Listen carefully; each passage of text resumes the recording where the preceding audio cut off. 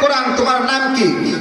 কোরআন বলেন বাল হুয়া কুরআনুম মাজিদ, আমি হলাম কুরআনুল মাজিদ।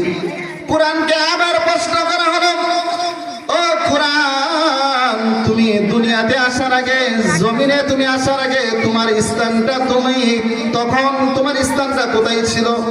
তুমি তখন কোথায় ছিলে? কোরআন উত্তর দিয়ে বলে ফি লাউহিম মাহফুজ। কোরআন বলে আমি লৌহে মাহফুজের মধ্যে ছিলাম। কোরআনকে আবার প্রশ্ন করা হলো, ও কোরআন তোমার নাম কুরআনুল মাজিদ বুঝলাম, তুমি লৌহে মাহফুজের মধ্যে ছিলে তাও বুঝলাম, কিন্তু তুমি কার মাধ্যমে এসেছো? কোরআন বলেন নাযালা বিহির রূহুল আমিন।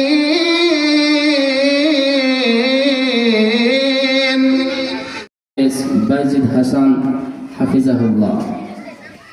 আসসালামু আলাইকুম ওয়া রাহমাতুল্লাহি ওয়া বারাকাতুহু।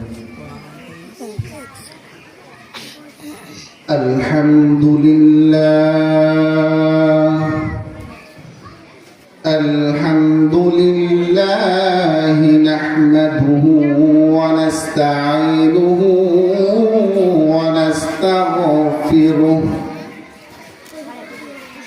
ওয়া নু'মিনু বিহি ওয়া নাতাওয়াক্কালু আলাইহি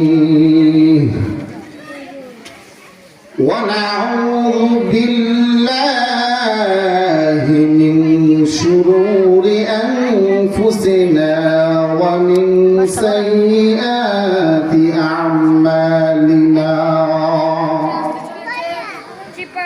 মান ইয়াহদিহিল্লাহু ফালা মুদিল্লা লাহু ওয়া মান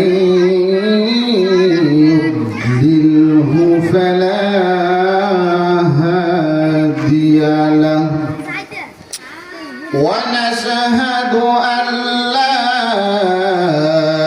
إله إلا الله وحده لا شريك له ونشهد أن سيدنا وحبيبنا ومولانا محمدا عبده ورسوله. أعوذ بالله من الشيطان الرجيم.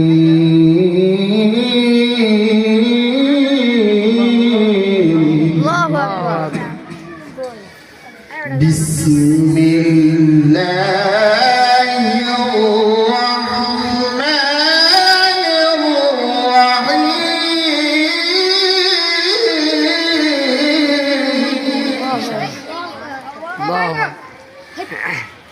ذلك الكتاب لا ريب فيه هدى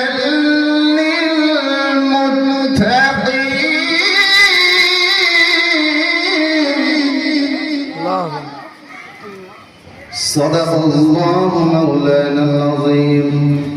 وقال النبي صلى الله عليه وسلم يقال لصاحبه القرآن اقرأ وارتق ورتل كما كنت ترتل في الدنيا فإن منزلك عند آخر آية تقرأها. وقال عليه الصلاة والسلام আলহামদুলিল্লাহ, আল্লাহ তাআলার কাছে লাখ কোটি শুকর যে আল্লাহ পাক রব্বুল আলামিন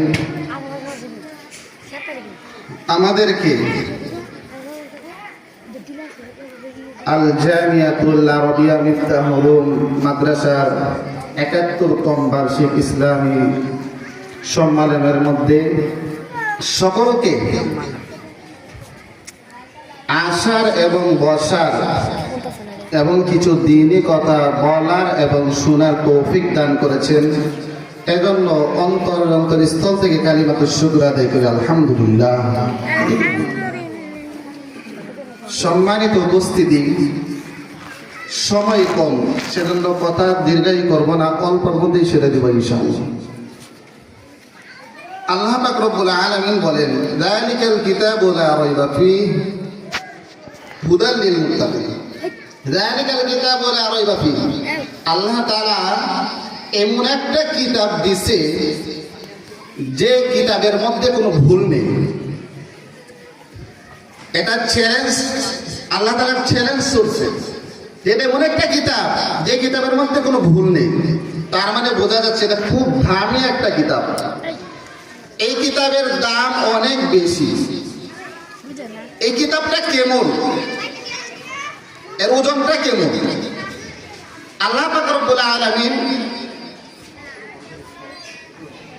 গাছকে বলে, হে গাছ, তোমার উপর আমি আমার কিতাব রাখতে চাই, তুমি কি বলো? গাছ বলে যে আল্লাহ, আমি পারবো না।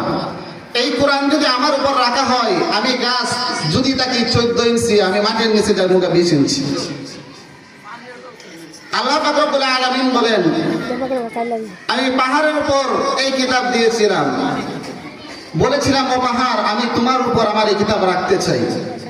পাহাড় বলে, আল্লাহ, এই কিতাব রাখার মতো সামর্থ্য আমি নাই, আমার নাই। কেননা আমার উপর যদি এই কিতাব রাখা হয়, আমি চূর্ণ বিচূর্ণ হয়ে যাব। জমিনকে বললো জমিনও না বললে, আসমানকে বললো আসমানও না করে। আল্লাহ তাআলা যা কিছু সৃষ্টি করছে সবাই অস্বীকার জানায়, সবাই না করে। তাহলে কিতাবটা কতটুকু জন? এই কিতাবের পরিচয়টা কি? ও কিতাবের পরিচয়টা কিতাব নিজেই দিচ্ছে। কোরআনকে প্রশ্ন করা হলো, কোরআনকে আবার প্রশ্ন করা হলো, ও কোরআন, তুমি কোন সময়, কোন দিন, কোন মাসে তুমি নাজিল হয়েছো? কোরআন উত্তর দিয়ে বলে, কোরআন বলে আমি মাস বলবো না দিন বলবো। তখন কোরআন বলে মাসের কথাটা আগে বলি। কোরআন বলে শাহরু রমাদান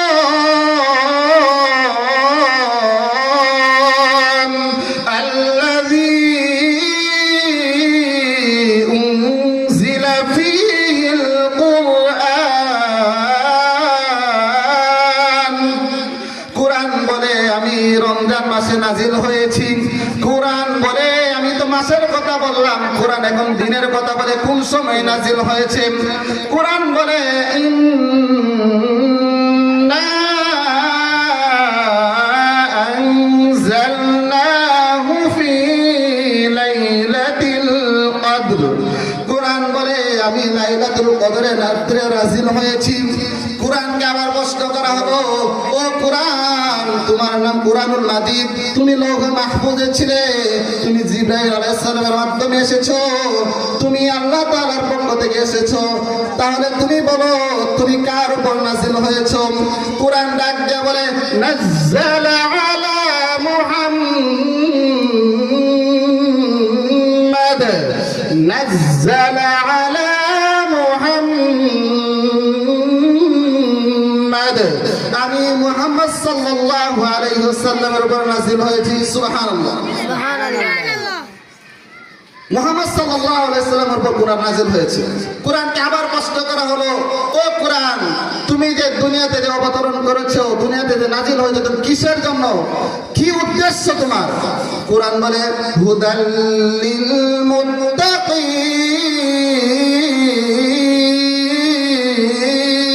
আল্লাহু আকবার।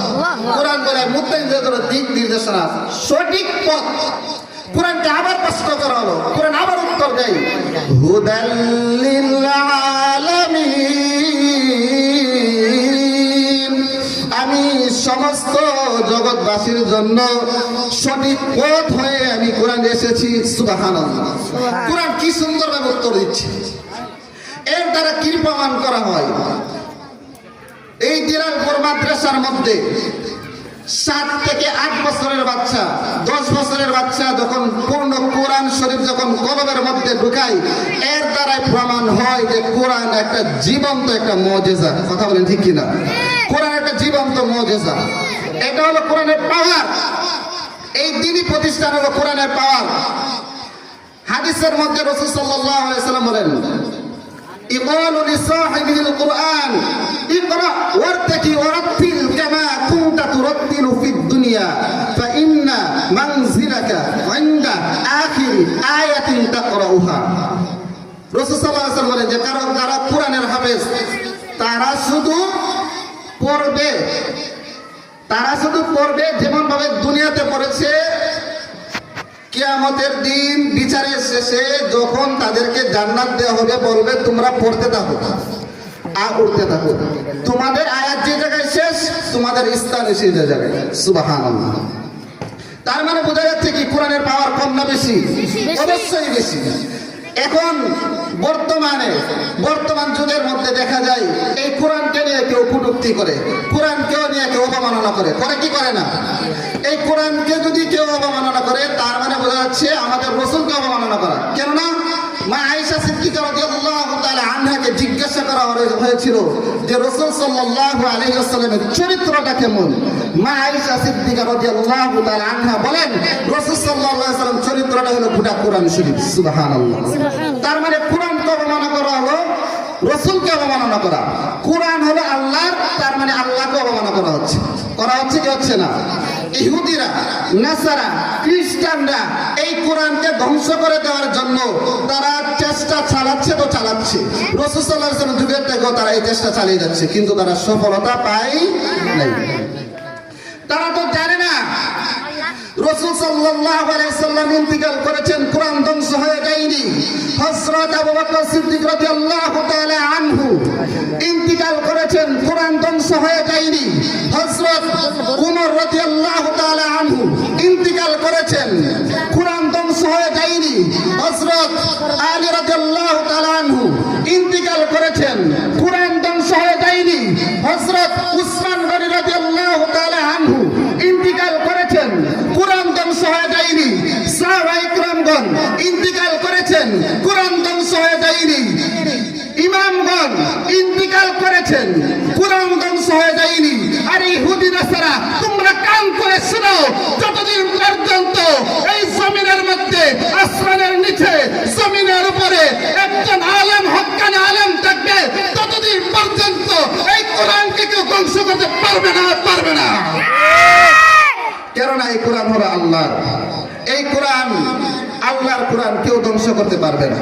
কেননা কোরআনের পাওয়ার অনেক বেশি, যেটা আমাদের রাসূল সাল্লাল্লাহু আলাইহি সাল্লাম এই দেখিয়ে দিয়েছেন।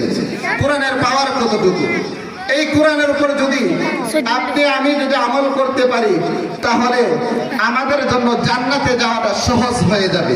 কেননা কোরআন যদি পড়েন, কোরআন বলে রাসূল সাল্লাল্লাহু আলাইহি ওয়াসাল্লাম হাদিসের মধ্যে বলে যারা কোরআন পড়ে আমল করে তাদের জন্য কোরআন কাল হাসরের ময়দানে সুপারিশকারী হবে। সুবহানাল্লাহ।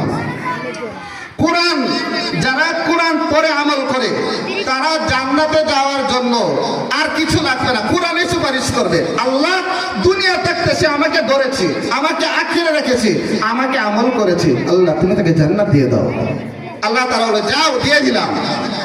এই কোরআন এই দিলালপুর মাদ্রাসার মধ্যে পড়ানো হয়, এই দ্বীনি প্রতিষ্ঠান, এই দিলালপুরের জন্য যে কতটা গর্বের, দিলালপুর মানুষ যদি চিন্তা করে তাহলে আমি মনে করি ওয়াল্লাহি তাল্লাহি আমি আল্লাহর কসম করে বলতে পারি এই দ্বীনি প্রতিষ্ঠান যদি কেউ যদি দিলালপুরের মানুষ যদি দ্বীনি প্রতিষ্ঠানে যদি আকৃষ্ট হয়, কেউ আমার সামর্থ্য নাই, আমি টাকা দিতে পারছি না, আমি জ্ঞান দিব, জ্ঞান দিয়ে পরামর্শ দিব, আমার জ্ঞান নাই, অর্থ আছে আমি অর্থ সম্পদ দিব।